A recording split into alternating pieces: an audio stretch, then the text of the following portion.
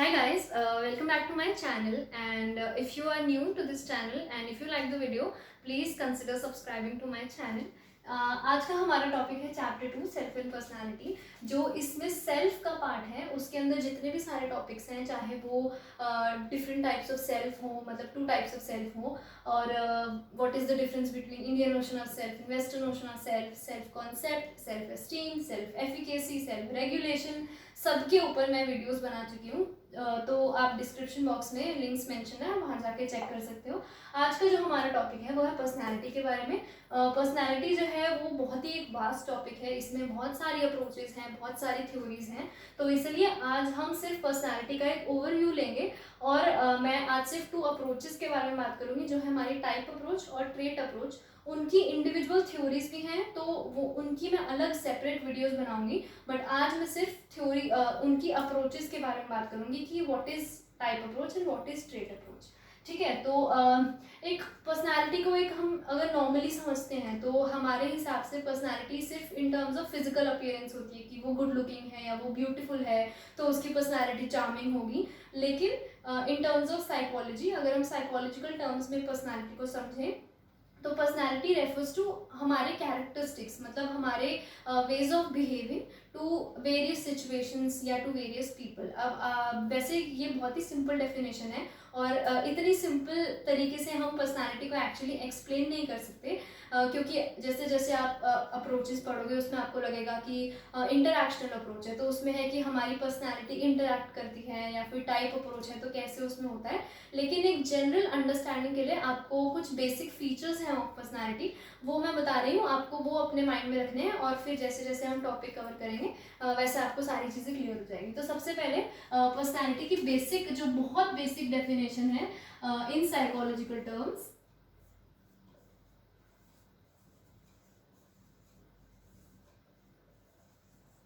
In psychological terms, personality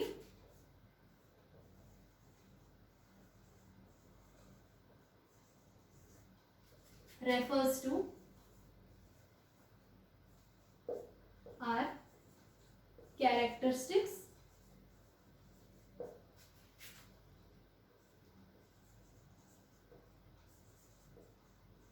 characteristics and our ways of behaving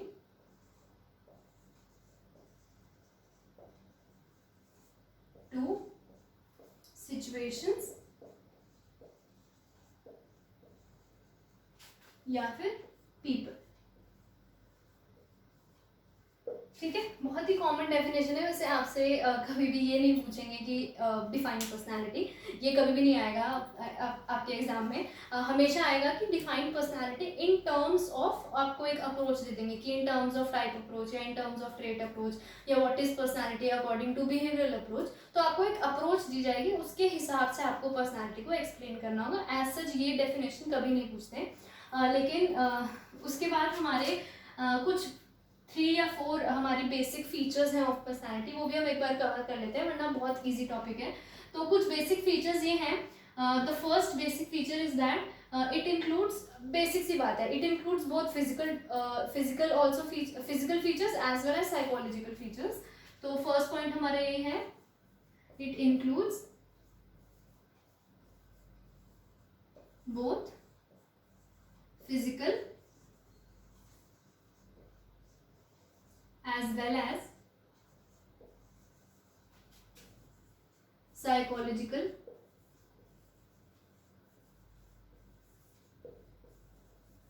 features। ठीक है, अब physical features में हमारे आते हैं जैसे कि गुड लुकिंग हो गया या चार्मिंग हो गया या फिर ब्यूटीफुल हो गया, ये सारे हमारे फिजिकल फीचर्स में आते हैं। साइकोलॉजिकल फीचर्स में आते हैं जैसे कि शाइनेस हो गई, या इंट्रोवर्ट हो गया, या एक्सट्रोवर्ट हो गया, डोमिनेंट हो गया, या फिर आउटगोइंग, फन लविंग, ये सारी चीज़ें हमारे साइकोलॉजिकल फीचर्स में आती हैं। ठीक है, और सेकंड पॉइंट हमारा ये है कि जैसे आपने देखा होगा, शाइनेस, हर किसी का अलग अलग तरीका है अपनी शाइनेस एक्सप्रेस करने का, या फिर हर किसी का अलग अलग तरीका है अपना इंट्रोवर्जन एक्सप्रेस करने का, अपना एक्सट्रोवर्जन एक्सप्रेस करने का, अपना डोमिनेशन एक्सप्रेस करने का। तो ये जो भी सारी चीज़ें होती हैं ये हर इंडिविजुअल में यूनिक होती हैं। ठीक है, तो these characteristics these characteristics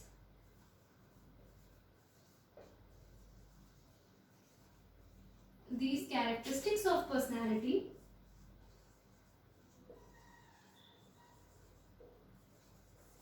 are unique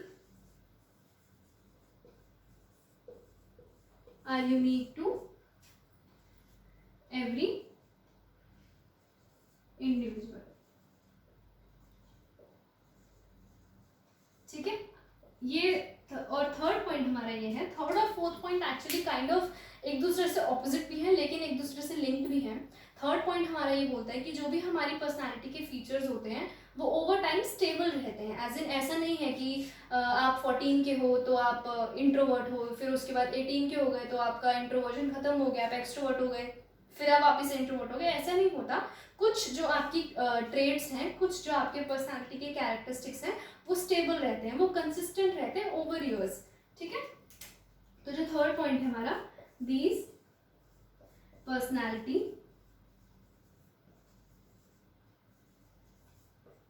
these personality trades या फिर फीचर्स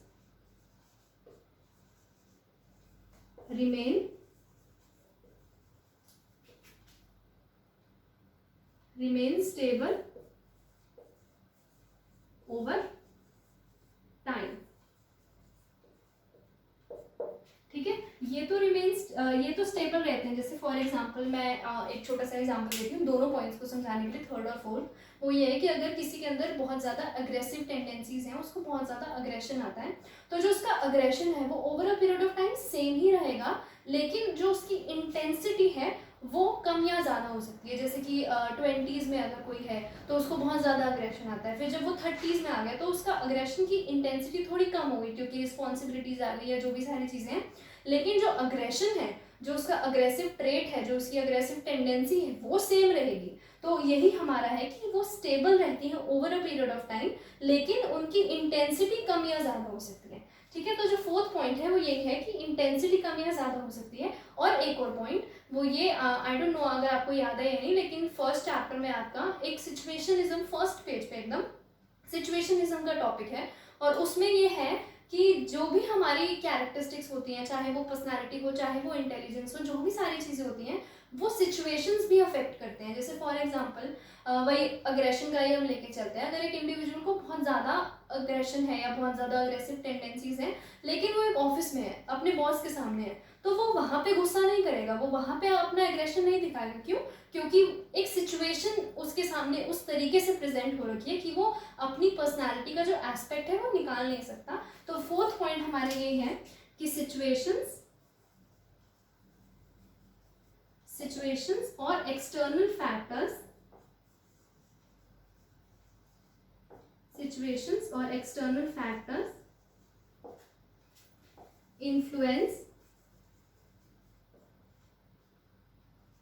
influence our personality.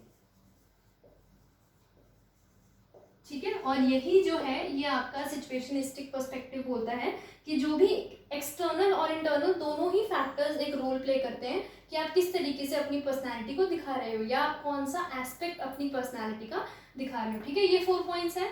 अगर क्वेश्चन आए तो वैसे आई डोंट थिंक आएगा क्वेश्चन, लेकिन अगर आए तो आपको यही 4 पॉइंट्स मेंशन करने हैं.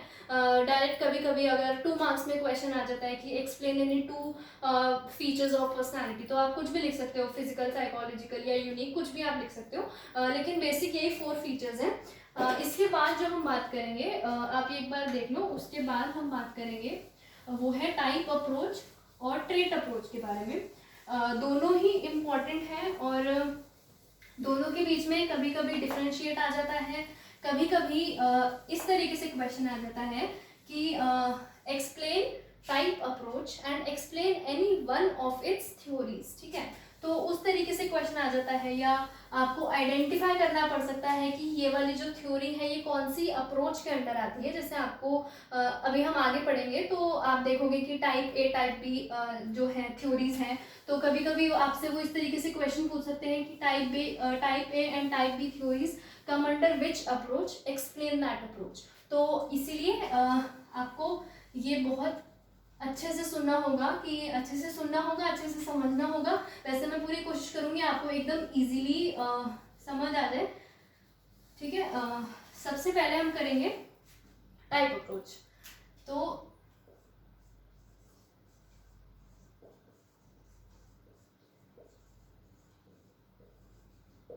ठीक है, और इसको समझाने के लिए मैं एक छोटा सा एग्जांपल ले रही हूँ, बट आई होप आपको उससे समझ आ जाए। जैसे मैं यहाँ पे फ्रूट्स के नेम लिख रही हूँ, जैसे ये हो गया लेमन, ठीक है, ये हो गया ऑरेंज,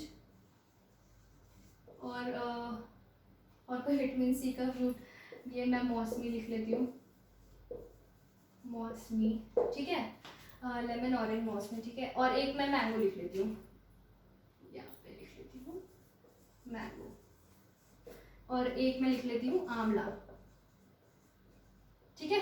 अब आई थिंक आपको समझ आ गया कि मैंने सारे विटामिन सी के फ्रूट्स लिखे हैं। तो इससे मेरा समझाने का पर्पस क्या है?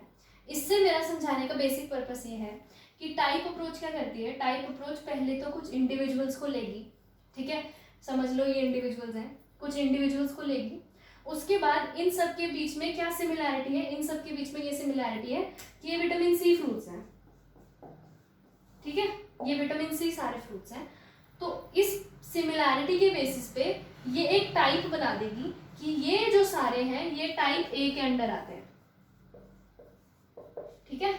एक बार मैं वापस रिपीट करती हूँ कि टाइप अप्रोच क्या करती है। टाइप अप्रोच कुछ इंडिविजुअल्स को लेती है और एक ब्रॉड पैटर्न निकालती है। ब्रॉड एज इन सबसे ऊपर से जो आपको क्या दिख रहा है कि ये विटामिन सी के हैं, तो एक बहुत ही ब्रॉड पैटर्न से निकाल लिया, और इस ब्रॉड पैटर्न को इन्होंने बोल दिया कि ये है एक बिहेवियरल, ये एक बिहेवियरल पैटर्न है, ठीक है, ये एक बिहेवियरल पैटर्न है कि जो भी विटामिन सी के फ्रूट्स होंगे वो इस पूरे ग्रुप में फॉल करेंगे, ठीक है।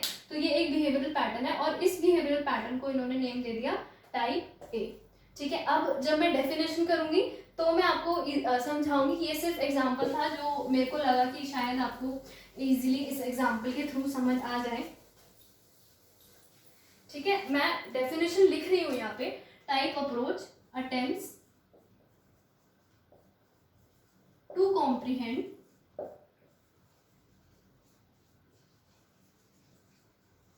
human personality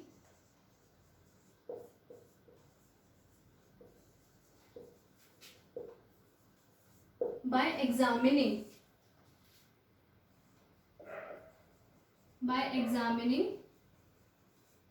certain broad patterns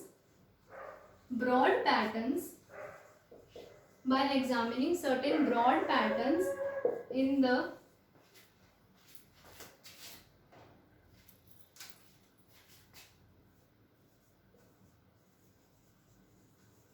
observed behavioral characteristic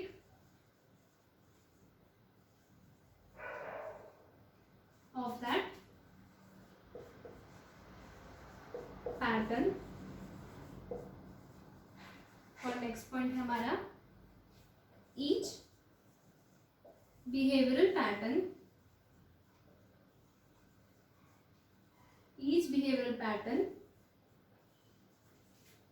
refers to one type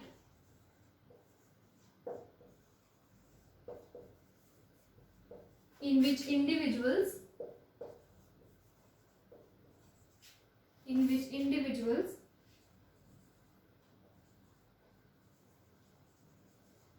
are placed in terms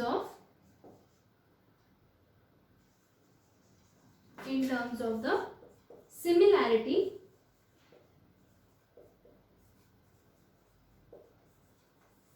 with that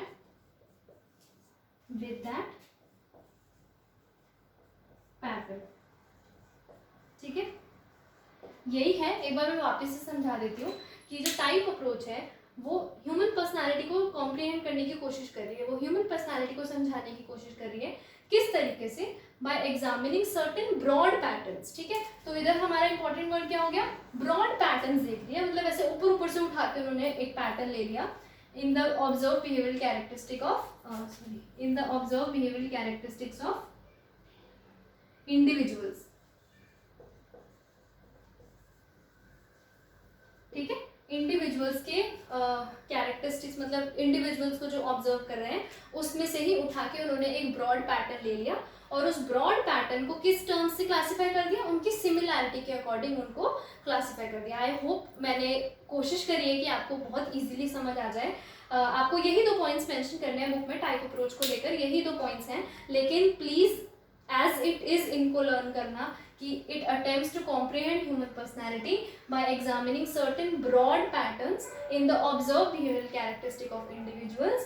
Each behavioral pattern refers to one type, ये type approach है इसलिए it refers to one type in which individuals are placed in terms of their similarity with that pattern. जिस हर individual को उस pattern में भेज दिया जाएगा जिसमें उसका similarity होगा, जिसमें उसका behavior similar होगा, तो उसको उस pattern में भेज दिया जाएगा, ठीक है। तो अब हम करेंगे वो है ठीक है। अब नेक्स्ट है हमारा ट्रेट अप्रोच। ट्रेट अप्रोच में बेसिकली क्या है, मैं डेफिनेशन एक बार बता देती हूँ, डेफिनेशन के थ्रू ही हम समझेंगे ट्रेट अप्रोच है। Trait approach focuses on specific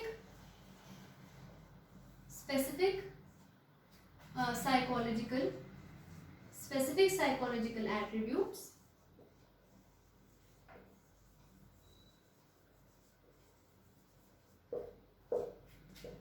on which individuals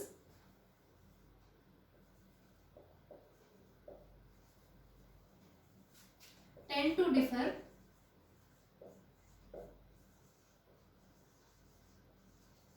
in stable and consistent ways। अब इसका मतलब क्या है, स्टेबल कंसिस्टेंट, इसका मतलब है, इसका मीनिंग समझाने से पहले मैं आपको 2 ट्रेड्स के एग्जांपल देती हूँ। जैसे फर्स्ट हो गया shyness and the next is friendliness,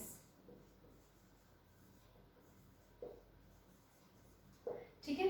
अब ट्रेट अप्रोच एक्चुअली देखेगा कि ये दोनों ट्रेड्स हैं, ये दोनों एग्जांपल्स हैं ट्रेड के। ट्रेट अप्रोच ये एग्जामिन करेगा कि ये जो दोनों ट्रेड्स हैं ये इंडिविजुअल्स में कितनी डिग्री में है। जैसे फॉर एग्जांपल एक इंडिविजुअल ए है और एक इंडिविजुअल बी है, ठीक है। इसमें जो शाइनेस है वो है 9/10 और इसमें जो फ्रेंडलीनेस है, क्योंकि शाइनेस बहुत ज़्यादा है तो इसलिए जो फ्रेंडलीनेस हो गई वो ए में कितनी हो गई, 4/10, ठीक है। और बी में शाइनेस कितनी है, बी में शाइनेस है 4/10, तो इसलिए फ्रेंडलीनेस कितनी हो गई, 9/10, ठीक है। तो ये क्या है, ये क्या है बेसिकली, रेट ऑफ डिग्री,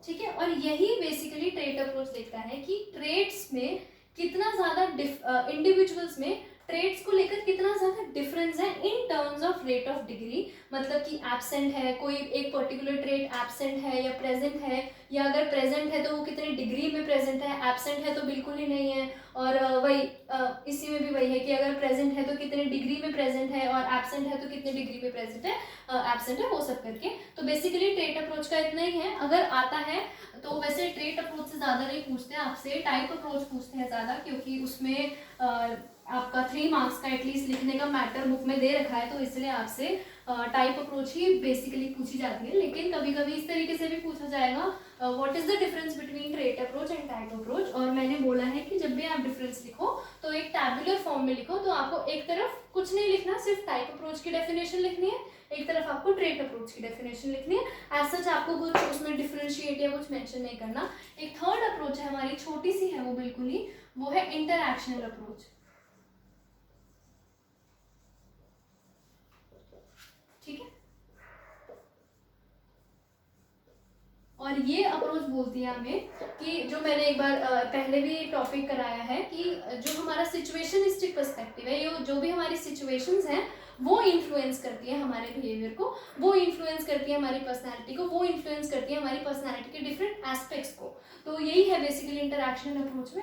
और ये पूछी नहीं जाती है इतना, बट 1 मार्कर्स के हिसाब से कभी कभी दे देते हैं, तो इसलिए आपको सिर्फ इतना याद रखना है कि डिफरेंट सिचुएशंस या फिर different external factors influence an individual's personality and its aspects. तो सिर्फ आपको इतना याद रखना है, इसमें एज सच कुछ इतना इम्पोर्टेंट नहीं है। और यहाँ पे मैं इस वीडियो को ख़त्म कर रही हूँ। इसके जो नेक्स्ट वीडियो मैं बनाऊँगी उसमें मैं बताऊँगी कि टाइप अप्रोच की क्या क्या थ्योरीज हैं, और हम देखेंगे कि अगर हम सिंगल थ्योरीज करके करें या 2 थ्योरीज को हम एक एक साथ करें वो। और अगर आपका कोई एज सच पर्सनल है कि आपको पहले एक थ्योरी करनी है या फिर कोई वो समझ नहीं आ रही है, तो आप मुझे वो कमेंट सेक्शन में बता देना, मैं वो पहले करा दूँगी। और कोई भी अगर कुछ डाउट है या कुछ भी है तो प्लीज़ मुझे कमेंट सेक्शन में बता देना, मैं रिप्लाई कर दूँगी। And thank you very much and take care, bye.